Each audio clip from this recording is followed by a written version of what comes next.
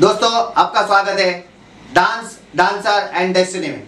Dance dancer and destiny ये show उन लोगों के लिए जो डांस के बारे में जानना चाहते हैं, जो डांसर्स है या जो डांस लाइफ के बारे में जानना चाहते हैं।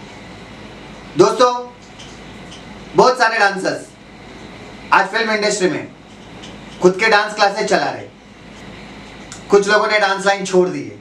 इस शो के थ्रू हम उन लोगों से मिलेंगे जो आज कुछ अच्छे मुकाम पर पहुंच चुके हैं। कोई कोरियोग्राफर बन चुका है, कोई अपनी डांस क्लासेस चला रहा है।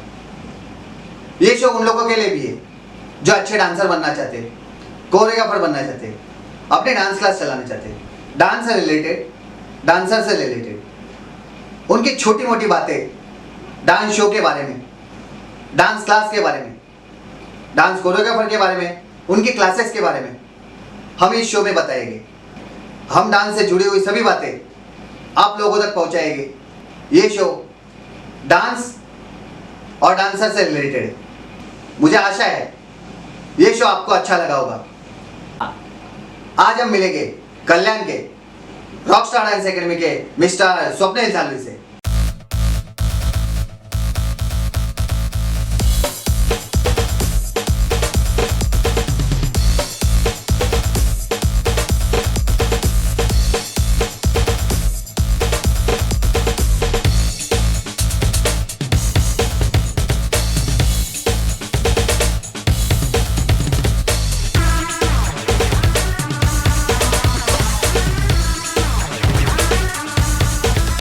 आपका स्वागत है डांस डांसर एंड डेस्टिनी में। आज हम मिलेंगे मिस्टर स्वप्निल सालवी से। हेलो सर, मिलते हैं रॉकस्टार डांस एकेडमी के Swapnil Salvi, the director of Rockstar dance academy. और सर, फिर आपने रॉकस्टार डांस एकेडमी की शुरुआत कब की? रॉकस्टार डांस एकेडमी की शुरुआत 2006 में हुई और आज 2020 है। तो वैसे ये शुरुआत पहले ज़रूरी थी कि मेरा डांस सीखना। तो मैं 5 साल से डांस करते आ रहा हूँ और मैंने बचपन से शोज़ वगैरह भी किए हैं। तो मुझे ऐसा लगा कि सिर्फ मेरा जो डांस है उतना काफ़ी नहीं है, तो मैंने खुद ने डांस क्लासेस जाना शुरू कर दिया। और 2000 से लेके 2006 के बीच में मैंने खुद ने भी ट्रेनिंग ली। उसके बाद मैंने ऐसा देखा कि कल्याण में कुछ बच्चे हैं जो कहीं ना कहीं टैलेंट होने के बावजूद भी पीछे हैं और वो उतनी शायद फ़ी नहीं दे सकते कि वो कहीं बॉम्बे जाए और वो डांस सीखे।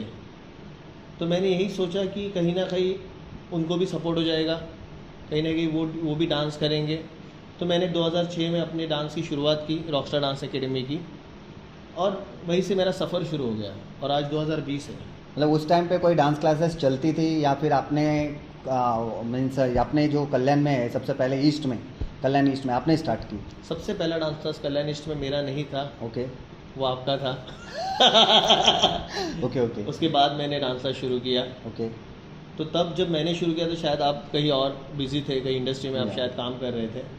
तो यही बात है कि कोई नहीं होने की वजह से मैंने शुरुआत की और आज 15 साल हो गए। बहुत अच्छे से डांस क्लास चल रहा है हमारा और काफ़ी सारे बच्चे जो हमारे रॉकस्टार के हैं वो इंडस्ट्री में है। काफ़ी सारे बच्चे बड़े बड़े कंपनीज़ में काम कर रहे हैं, कोई इंडिया से बाहर काम कर रहा है, कोई बड़े बड़े स्टार्स के साथ काम कर रहा है। तो बहुत अच्छा चल रहा है। और सर, आपके रॉकस्टार डांस एकेडमी के कितने और कहाँ पे डांस क्लासेस है? जैसे मैंने बताया आपको कि रॉकस्टार डांस एकेडमी के ब्रांचेस पहले कल्याण से शुरू हुए। तो सबसे पहले मैं कल्याण के बारे में बात करूँगा। कल्याण में रॉकस्टार के ब्रांचेस लगभग 13 ब्रांचेस थे जो कल्याण ईस्ट में और वेस्ट में दोनों जगह थे। और सारे जो उसके लोकेशन थे सब मैंने क्रीम पॉइंट भी रखे थे।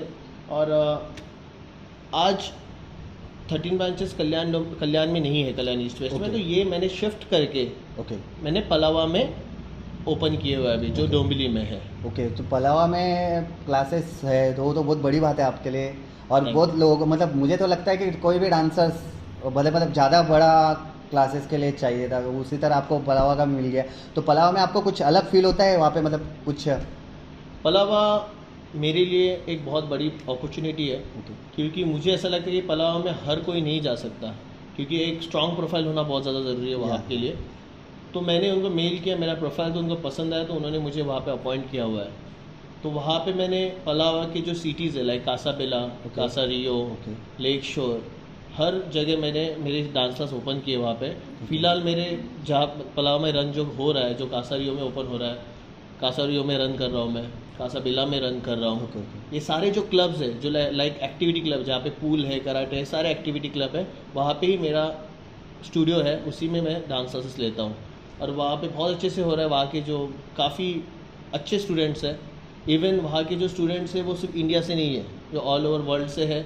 मेरे कुछ स्टूडेंट्स हैं जो रशियन है, कोई ऑस्ट्रेलियंस है, कोई अमेरिकन्स है। तो हर देश के लोग हैं, हर देश के बच्चे हैं जिनको मैं सिखा रहा हूँ। और ये सिर्फ किड्स ही नहीं है कि मैं जिनको सिखा रहा हूँ, उसमें लेडीज़ भी है जिनको मैं सिखा रहा हूँ, कुछ बड़े भी है जिनको मैं सिखा रहा हूँ। क्योंकि प्रॉपर एज के लिए फैक्टर नहीं है कि हर एज के लोगों को मैं डांस सिखा रहा हूँ। बहुत बड़ी बात है, क्योंकि पलावा में क्लास चलाना और इतने लोगों को डांस के हैंडल करना वो बहुत बड़ी बात है। सर, आपने जो रॉकस्टार डांस एकेडमी की शुरुआत की थी उसमें कितने स्टूडेंट थे? मतलब शुरुआत की मैंने सिर्फ एक स्टूडेंट से, और पूरे 1 साल मैंने सिर्फ एक ही स्टूडेंट को सिखाया था। तो मुझे ऐसा लगा नहीं था कि इस चीज़ को मैं कंटिन्यू कर पाऊँगा यार। फिर मुझे ऐसा लगा था कि यार कल्याण में उतने लोग समझ पाएंगे डांस को लेके, क्योंकि लोग डांस पे उतना विश्वास नहीं करते। उस ज़माने में डांसर्स लोगों को बहुत गलत तरीके से देखा जाता था। लाइक आपको तो पता है, आप खुद डांसर हो, तो ये आपने खुद ने हाँ, struggle उस काफ़ी तरह झेला। उस हाँ, तरह से होता तो था। उतनी इज्जत नहीं मिलती थी। आज काफ़ी सारे चैनल्स हो गए हैं, तो लोगों को आज डांस एक्चुअल में क्या है, टैलेंट क्या है, ये पता चलने लगा है।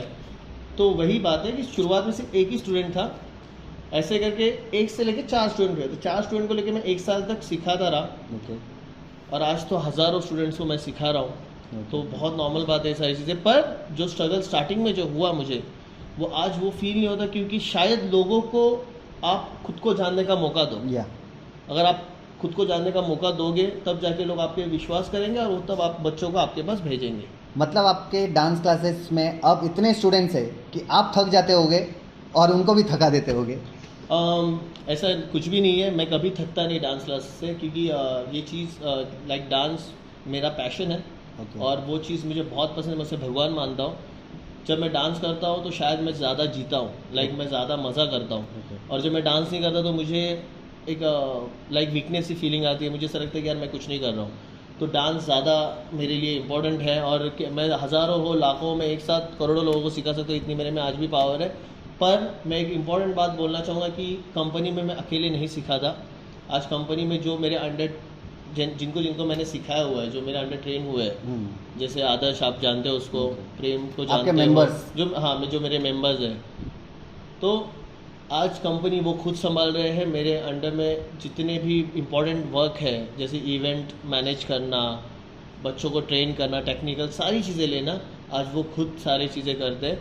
तो ये सिर्फ मेरे अकेले की मेहनत नहीं, एक टीम वर्क होता है, जो आरडीए पूरा रॉकस्टार डांस एकेडमी की पूरी टीम काम कर रही है। तो अब हज़ारों आए, करोड़ों आए, या मैं पूरे वर्ल्ड की बात है, मैं वर्ल्ड के कोई भी कोने में जाके डांस सिखा सकता हूँ, इतना मेरे में पूरा कॉन्फिडेंस लेवल आ चुका है।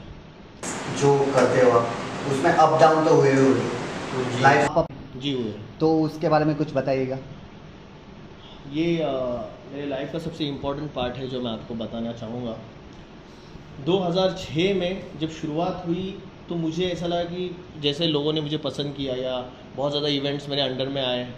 जैसे आपको सब पता है कि मैंने टीसाई नेटवर्क पे खुद एक सीरियल की हुई है डांस की, मैंने इंडस्ट्री में भी काफ़ी काम किया हुआ है। तो 2006 से लेके 2009 तक मेरा बहुत अच्छा पार्ट चल रहा था। ओके। पर किसी फाइनेंशियल क्राइसिस आने की वजह से 2010 में रॉकस्टार की 11 ब्रांचेस बंद हो गई और सिर्फ 2 ब्रांचेस रह गई। ओके। जो आपको पता है 2 ही ब्रांचेस थी। ओके। तो डाउन तो सबके लाइफ में आता रहता है, तो उसको उस चीज़ को डरना इम्पोर्टेंट नहीं है। इम्पोर्टेंट ये है कि हम वो सबसे मेरे लाइफ का सबसे डाउन पार्ट था कि इतने सारे ब्रांचेस साथ में बंद होना बिकॉज ऑफ फाइनेंशियल क्राइसिस। तो अब लोग उसको मात दे के और आगे बढ़े। तो मैंने वो चीज़ को कभी ज़्यादा इफेक्टिव नहीं लिया कि अगर डाउन पार्ट आया तो मैं डर जाऊँ करके, क्योंकि हम लोग भी नीचे से ही उठे थे और छोटे से ही शुरुआत की थी। तो वो चीज़ को, पर ये बात थी कि 100% अप एंड डाउन्स आए थे और मैं उससे नहीं डरा। मैंने फिर से शुरुआत की और मैंने वापस उस चीज़ को वापस खड़ा कर दिया। और कोई आज सारी हादसा, चीज़ें, कुछ ऐसा हादसा हुआ हो जहाँ पे डांस से आपके कुछ हुआ हो कि डांस से हादसा, मुझे छोड़ ही देना है, नहीं डांस नहीं करना है, या फिर ऐसा कि नहीं अब मैं और ज़्यादा कुछ करूँगा, ऐसा कुछ हादसा हुआ था? हाँ, कुछ ऐसे मोमेंट्स थे कि जैसे कुछ लोग हमारे जैसे जब हम लोगों ने तिसाई पे मतलब जो सीरियल शुरू की थी डांस की, उसके बाद काफ़ी ज़्यादा फेमस होने की वजह से जब आप फेमस होते हैं तो आपके साथ में नेगेटिव थे वो जो हमारे खिलाफ भी चले गए थे, क्योंकि हम ऐसे वक्त में सब पे ध्यान नहीं दे सकते। किसी को प्रमोशन मिलता है भी होता है और पॉजिटिव होता है। तो बहुत सारे हमारे क्लोज थे जो हमारे साथ में थे, वो हमारे क्लोज है। किसी का नाम होता है, किसी को फेम होता है, कुछ लोग जो काम ढंग से नहीं करते उनका नाम नहीं होता। तो यही बात थी कि हुआ प्रॉब्लम, क्राइसिस आए, बहुत सारे लोग दूर गए। जैसे नाम नहीं ले सकता मैं कुछ लोगों का, क्योंकि नाम लेना सही नहीं होगा, क्योंकि ऐसे बहुत सारे लोग आते हैं आपकी लाइफ में। नेगेटिव पीपल आएंगे, पॉजिटिव पीपल आएंगे। जो आपके लिए अच्छा होगा आप उनके साथ रहोगे, जो नेगेटिव होगा आप उनको जाने दोगे। वो सारी चीज़ें अगर आप लेके चलोगे कि तो आप फ्यूचर में आगे सक्सेसफुल नहीं हो फिर आपके लाइफ में कुछ ऐसा मतलब बहुत बड़ी खुशी की बात जहाँ पे आपने कुछ डांस से फील्ड से कुछ हुआ हो?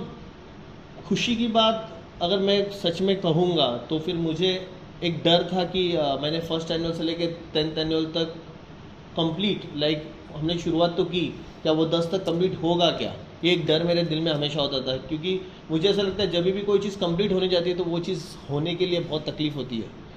तो सबसे ज़्यादा अगर मैं खुश रहूँगा तो वो मैं 10th एनुअल में था, क्योंकि वो एक ऐसा दिन था मेरे लिए, क्योंकि मुझे ऐसा लगा कि मैंने कुछ तो कंप्लीट किया। हम लोग शुरुआत करते हैं पर उसको मेंटेन नहीं कर पाते। तो वो 10th एनुअल मेरे लिए सबसे ज़्यादा स्ट्रॉन्ग था। मेरे लाइफ में मैं सबसे ज़्यादा अगर खुशी का दिन था वो 10वां एनुअल था और 10th एनुअल ही था। ओके। 10th एनुअल में कुछ आपने अचीव किया, ऐसा आपको खुद को ऐसा लगता है? मुझे ऐसा लगता है मैंने अचीव की है अपनी टीम। Very good. मैंने कोई बिजनेस अचीव नहीं किया और मैंने कोई स्टूडेंट्स वगैरह अचीव, मैं वो सारी चीज़ नहीं बोलूँगा। क्या होता है कि आप सबसे ज़्यादा कमाते हो अपनी टीम को। अगर आप आपकी टीम को प्यार या आपकी टीम को अच्छे से नहीं संभाल सकते तो आप कुछ नहीं कर सकते। सर आपने अब तक जितने भी इवेंट्स किए उस इवेंट्स के बारे में और आपने एनुअल के बारे में तो मुझे बता ही दिया कि इतने आपने एनुअल किए हुए, तो अब आपने इवेंट्स कितने किए हुए और उस इवेंट्स के बारे में कुछ बता सकते हो आप? इवेंट्स को लेके अगर आपको जानना है तो सबसे बड़ा इवेंट हमने किया हुआ था 2011 में, जिसका नाम था मिलाप। ओके। वो इवेंट हम लोगों ने यही कल्याणी वेस्ट में पेप्सी ग्राउंड पे किया हुआ था, जो अपना रॉकस्टार का खुद का इवेंट था, जिसमें हम लोगों ने modelling, DJ competition, taekwondo, karate, singing, rock band, dance, ऐसा कोई भी टैलेंट का पार्ट नहीं था जो हमने उस शो में डाला हो। और काफ़ी सारी मेहनत टीम की थी, आपकी खुद की भी थी। तो ये पार्ट था कि वो एक ऐसा इवेंट था जो हमने मिलके, हम सबने मिलके बहुत अच्छा बड़े पैमाने पे वो इवेंट किया था, वो मिलाप, जिसमें हम लोगों ने हमारा पूरा 100% डाला था। दूसरा पार्ट ये था जो हमने मिलके तिसाई ग्रुप पे जो हम लोगों ने सीरियल की थी। हमारे दोस्त जो हमारे बीच में नहीं रहे, सचिन कामले, जो मैं ये कह सकता हूँ कि अगर वो शो किसी के लिए डेडिकेट करना चाहूँगा मैं आज भी, तो सचिन कामले को ही डेडिकेट करना चाहूँगा। क्योंकि आज अगर वो हमारे बीच होते तो आज हम यहाँ नहीं होते, कहीं और अलग मुकाम पे होते। तो सचिन कामले ने वो सेट डायरेक्ट किया, सचिन कामले ने बहुत सारी चीज़ों में, इवन कॉन्टेक्ट, हर एक चीज़ का इन्वॉल्वमेंट उनका था।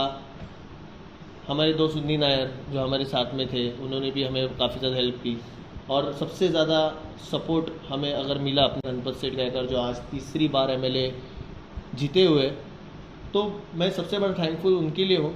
क्योंकि कैसा है कि हर किसी के पास टैलेंट होता है, पर उसको प्रमोट करने वाला जो होता है वो सच्चा भगवान होता है। सारे टीम को, आपको, हम सबको, तो वो तिसाई नेटवर्क का सबसे बड़ा हाथ था, जिनका नाम है। तो गणपत सेठ की वजह से मुझे ऐसा लगता है कि मुझे ज़्यादा प्रमोशन मिला। और मैं सिर्फ मेरी बात नहीं कर रहा हूँ, आपको या अपने पूरे टीम को आज उन्होंने ज़्यादा सबको प्रमोट करने का काम उन्होंने ही किया हुआ। आज हम मिले मिस्टर स्वप्निल सालवे से, उनके डांस लाइफ के बारे में, डांस के बारे में, उनके क्लासेस के बारे में, उनकी डेस्टिनी के बारे में और उनके अचीवमेंट के बारे में हमने आज जाना। दोस्तों आज का ये फर्स्ट पार्ट यहाँ पे खत्म होता है, हम सेकंड पार्ट पे मिलेंगे। ये शो अगर आपको पसंद आया हो तो लाइक करना मत भूलिए, सब्सक्राइब करना मत भूलिए और शेयर करना मत भूलिए। दोस्तों कमेंट करना भी मत भूलिए।